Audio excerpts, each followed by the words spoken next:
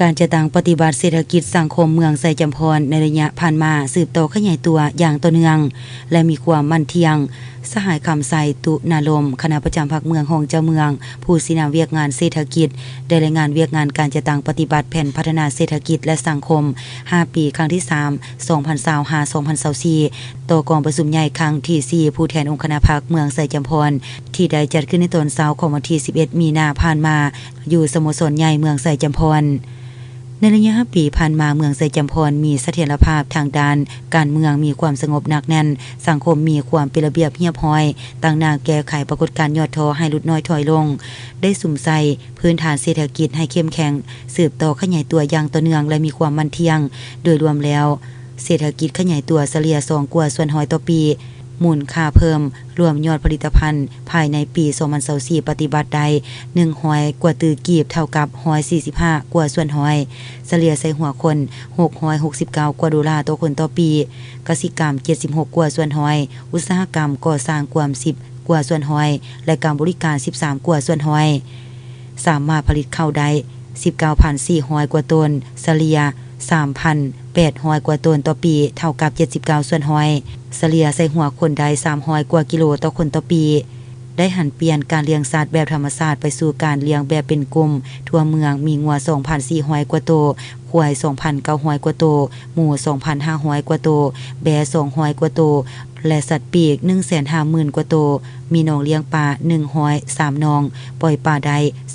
33,500 ตัวสร้างอาชีพให้ประชาชนอยู่คันบ้านได้3ครั้งมีแรงงานที่มีอาชีพเข้าร่วม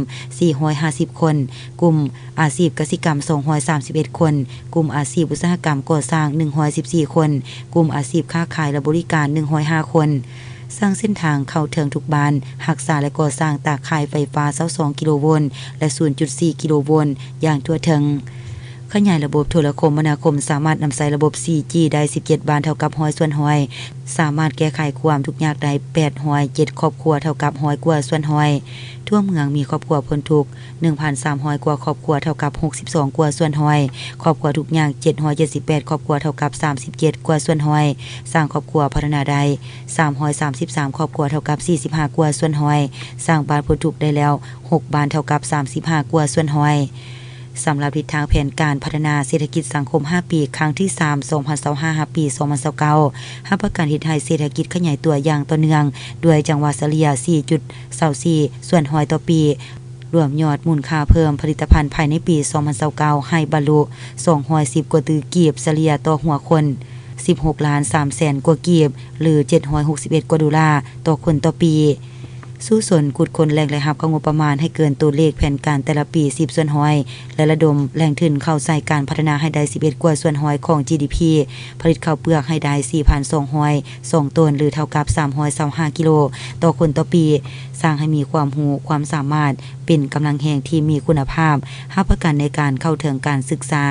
พร้อมเดียวกันนั้นต้องได้สุ่มใส่การนำใส่เครื่องมือระบบ IT